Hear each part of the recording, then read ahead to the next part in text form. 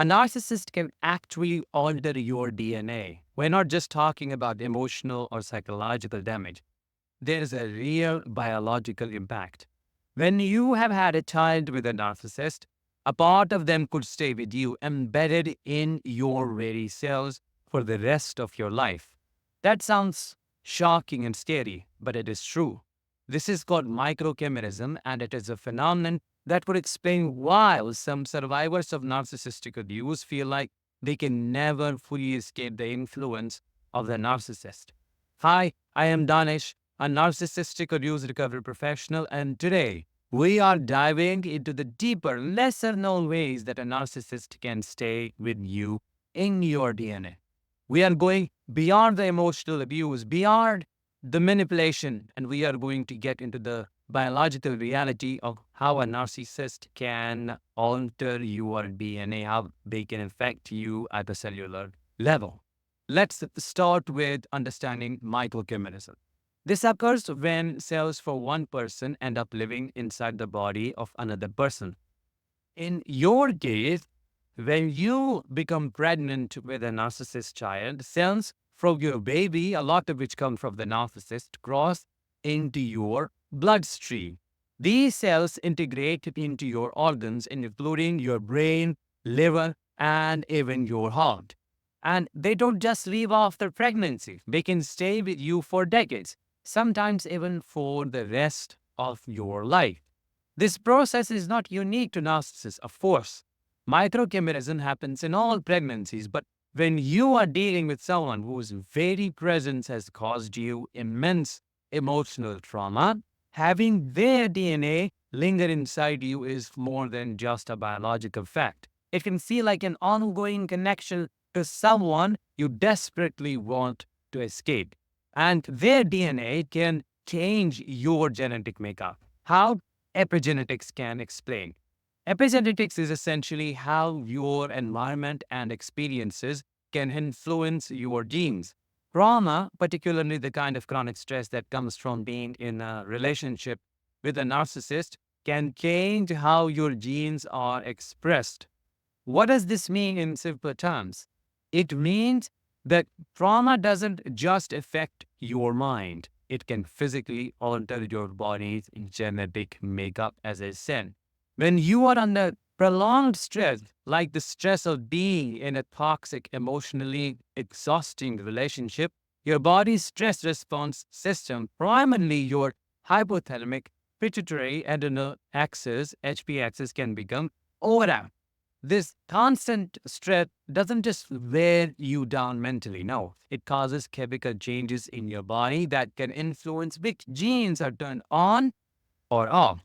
Over time, this could mean your body becomes more prone to anxiety, depression, and even physical illnesses like chronic inflammation or autoimmune disorders. If you have ever wondered why you felt constantly on edge around the narcissist, it's because your body was likely producing high levels of cortisol, the stress hormones, and other stress hormones alike. This doesn't just dissipate once you leave the narcissist. No, it can stay with you, affecting your long term health, even as your body continues to carry their DNA. That is where things are concerning, though. Your body recognizes the narcissist DNA as foreign, okay? It knows that this DNA didn't originally belong to you, so it reacts to it like it would to a pathogen or a threat. This can trigger your fight or flight response, a survival mechanism that prepares your body to either flee from danger or fight it off. Because the narcissist DNA is still in your system, your body can stay in this heightened state of stress long after the relationship ends. This constant hypervigilance doesn't just wear you down emotionally, it has a direct biological effect on your nervous system and your immune response. It's almost like your body is in a continuous loop of defending itself from itself, unable to fully relax or heal. A person who has been out of an abusive relationship for years might still struggle with symptoms like chronic fatigue or even physical pain. This isn't just in their head. It is their body reacting on a cellular level to the trauma that is still affecting their genes and their DNA. So, what does all of this mean for your health? Being in a state of constant fight or flight is exhausting. It leads to chronic stress, which can manifest as depression and even physical problems like heart disease or autoimmune disorders, as I said earlier. You may have noticed that after dealing with a narcissist, you're more prone to getting sick, feeling fatigued, or struggling with ongoing health issues. Why is that? Your body is exhausted. That's because your body is still trying to fend off the presence of their DNA.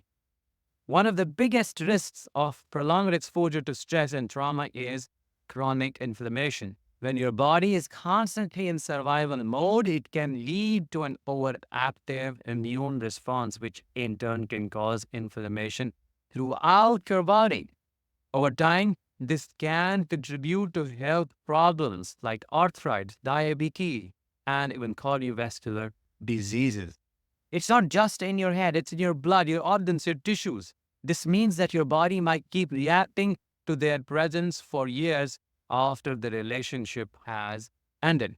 At this point, you may be wondering, is there any way to get rid of this? Am I stuck with this forever? The truth is, while you may not be able to physically remove the DNA, you can take steps to heal emotionally, mentally, and physically. The first step is understanding what's happening in your body and realizing that healing is possible. It is, even at the cellular level. Now, I know this sounds terrifying, but understanding this process can also be empowering because once you are aware of it, you can start to take steps toward healing, not just emotionally, but physically as well. By addressing the biological impact of the trauma, you can begin to take back control of your body and your life.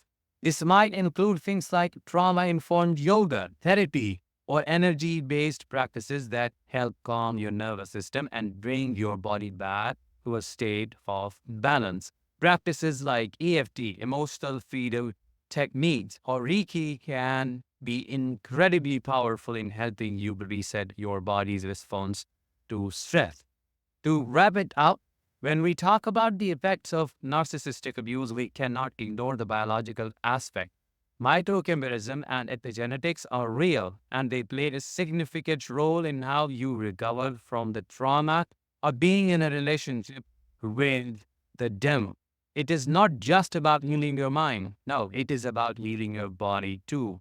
And as you move forward on your healing journey, remember that your light and strength are far greater than anything that narcissist left behind. With that, let's bring this episode to an end. I hope you found it insightful. If you did, let me know in the comments, and I will talk to you in the next one.